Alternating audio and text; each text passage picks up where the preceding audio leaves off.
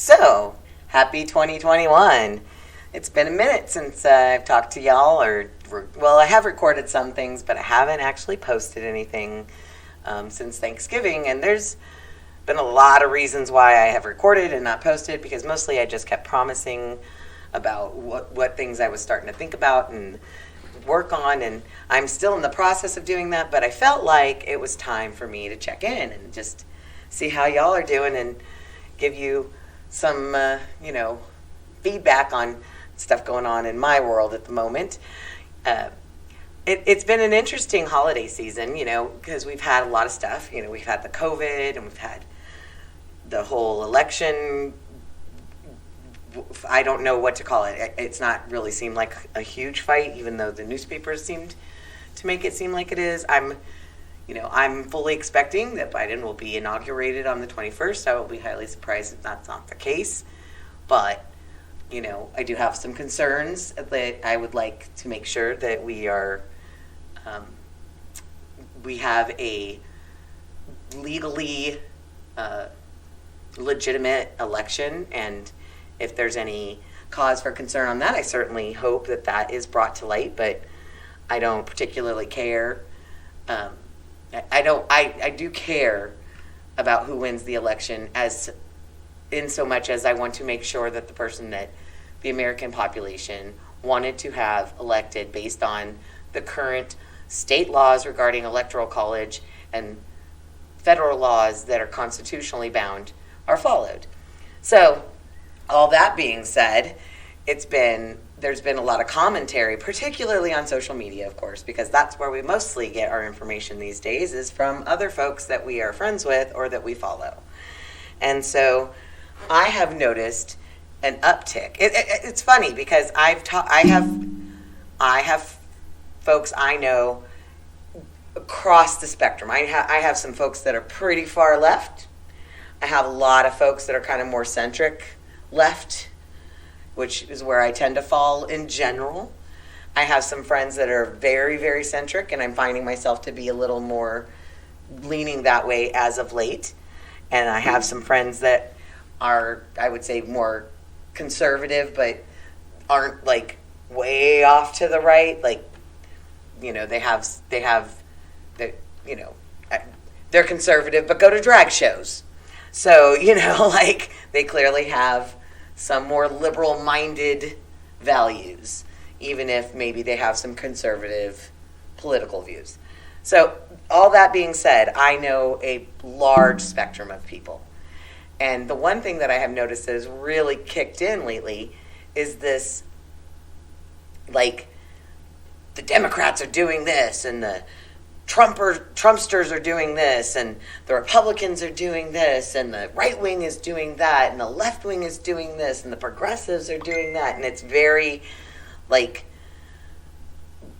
there's this, like, broad stroke, sweeping type of ideas that are being just, if, the people who voted for Trump all believe the same way. They're all a monolith, And I, for the first time, talked to somebody who was pretty extreme right. And I have to say, most of the conservative folks I know are not extremists. And that's probably because I lived in California for 35 years. So a vast majority of the folks I interact with are more liberal, progressive, centric-minded to the left, But today I was having a chat, or started last night actually, having a chat conversation with somebody who I would consider a pretty extreme, right-thinking, conservative-thinking kind of person. And I was surprised that at the level of passion he had about Biden not being shouldn't be the president for various reasons, but not any really solid evidential type of reasons that he was giving, but just like the things that he was saying, they seemed like generalizations with no concrete kind of support behind them. And I only bring this up because I've seen this on the left too. Like, people are just super, like, they so many people, it seems like, at this day and age have become prejudiced based on somebody's political ideology. And I use that word on purpose because I feel like, we've equated the word prejudice to only mean in regards to race. But in actuality, if you are prejudging somebody based on some element of who they are, you're prejudiced. So I like to look into stuff, and so I start by looking for the standard definition of prejudice, and I found one on dictionary.com, and of course, I'll include all these links that I talk about. And the number one, it's a noun, it's an unfavorable opinion or feeling formed beforehand without knowledge, thought of, or reason. And then it goes on, and it kind of elaborates on that a little bit. But then I go to Wikipedia, and I don't always like Wikipedia because sometimes I think, particularly if you're looking like for historical stuff, you kind of have to dig into their references and their, what they are, where they're getting their information from, because sometimes there's definitely a slant on it. But that is the way of the world today. But so I looked up prejudice on Wikipedia, and I really liked what it said. It says prejudice is an affective feeling towards a person based on their perceived group membership. This word is often used to refer to a preconceived, usually unfavorable evaluation of another person based on that person's political affiliation, sex, gender, beliefs, values, social class, age, disability, religion, sexuality, race, ethnicity, language, nationality, complexion, beauty, height, occupation, wealth, education, criminally, sport team affiliation, or other personal characteristics.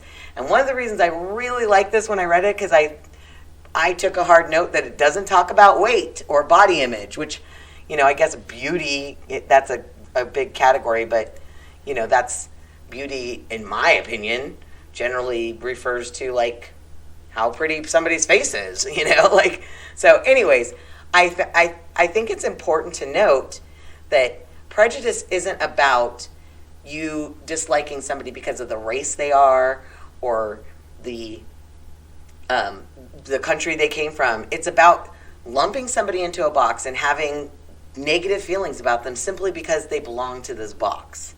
And if you do this with any type of person, if you look at a blonde, thin girl and automatically don't feel good about her, you are prejudiced. And I believe that we all have those things. We all have things that we see a person and right off the top, without knowing anything about them, simply because of our previous experience or our own self-image, immediately believe this about them. And this is happening so clearly in the political realm. If you find out that a person belongs to a certain political party and you automatically start thinking about them in any way, shape, or form, then you have prejudice. And that immediately breaks down any communication you can have and is part of the reason that we can't have any decent conversations as a nation, because our leaders certainly can't do this. They're sticking to their guns and just sitting on their side of the fence and thumping their chests and saying they're right. So I was looking a little bit at this because, I as I said, I have friends on both sides of the spectrum. So I found a couple of interesting articles. There's one where this guy, I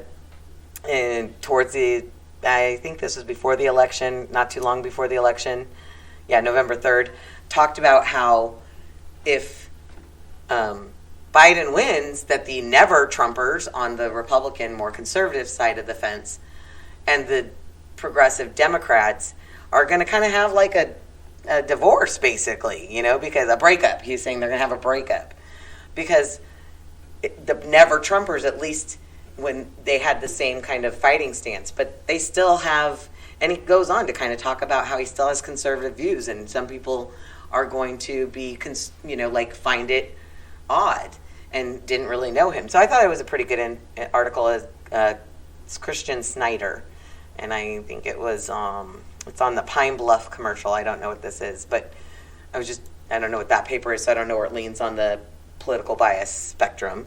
And then I found an article in The Guardian that talks about what liberals still get wrong about Trump supporters. And this article, it was an interesting thing. It talks about how, like, basically the idea that I was understanding is that for the most part, that more liberal people don't understand the mindset of a more conservative person. It was kind of my impression of this. But, this clearly, to me, felt, and this article was more than 2 years old. So this was written in the midst of Trump's,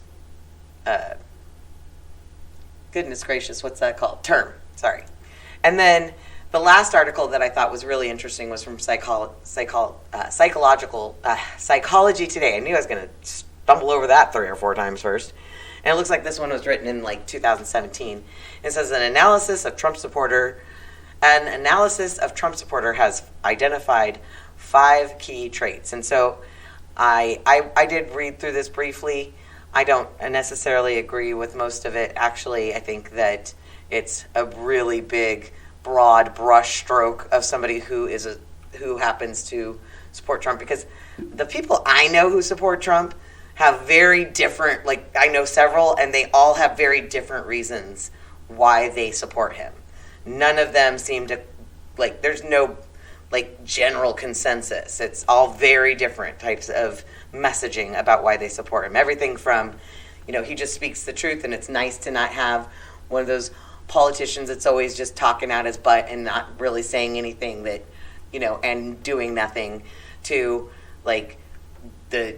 the policies he has with China are very, are going to be more important to us in the future. I mean, there's a wide, vast reasons that people like him. But the one thing that I thought was interesting is that the number 3 trait was prejudice. And it said it would be grossly unfair and inaccurate to say that every Trump's supporter have prejudice against ethnic and religious minorities, but it would be equally inaccurate to say that some do not.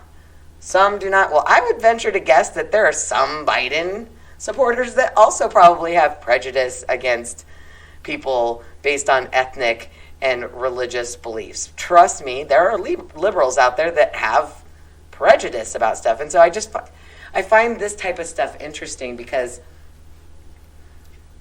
for some reason, and it doesn't seem like it started with social media, but I do believe that social media is exacerbating. I said it right the second time. Anyways, the problem, because not only are we getting kind of this echo chamber, which means that a vast majority of the people that we're interacting with are likely have a similar frame of mind of us. Those that do not have the same frame of mind of us have this super protection of doing it behind a keyboard, where we don't have to actually have a conversation face to face where we're talking and really understanding what the other person is saying. We're just firing off stuff. I've talked about one of my folks on Facebook before who is definitely a pot stirrer and for sure likes to fire it up, and he will dig for it too. If somebody laughs at a comment that he put seriously, he'll ask while they're laughing it and go on to further, why are you laughing? Because 200,000 people are dead, and it's just one of those situations where it feels like talking to somebody who has an opposing opinion than you has become even more difficult. It was always difficult, right? Because the rule was always, you don't talk about politics, money, or sex, I think, in public. I don't know. There's 3 of them. Religion. Politics, money, and religion. That's it. You don't talk about those 3 things like when you're out and hanging out with your friends in a general conversation. Although we all do now, and we all have for a while, but only with folks who probably agree with us. And I've been in lots of conversations where I do not necessarily always agree with what somebody is saying, and not that I don't speak my mind, but I am careful to be thoughtful about the way that I choose to respond to the things that I don't agree with, because I want to actually have a good conversation about this and break down the level of possible prejudice that I could have when I hear somebody say something I don't agree with. Particularly when it pertains to political ideology. So this is probably a little deep for the first day back in a couple months, or not a couple months, but I guess like 6 weeks. But it's been kind of gnawing at me, especially with all the election stuff going on the last 2 days. It certainly has fired up. But I did want to say that I am working on getting some sort of a format together, trying to figure out how maybe to slip some clips in there so that you're not just listening to only my voice, and that I'm paying off of something you're listening to as well, without having to just put a bunch of links that you can check out if you're interested, letting you actually hear some. It's going to take me a little bit to get there, I think, but I'm still working on it. So if you're still there with me, hang tight. I think that this is going to be a good year for all of us, and that's what I'm hoping for 2021, and Happy New Year. That's what I got to say tonight. What do you all say? Take it easy now.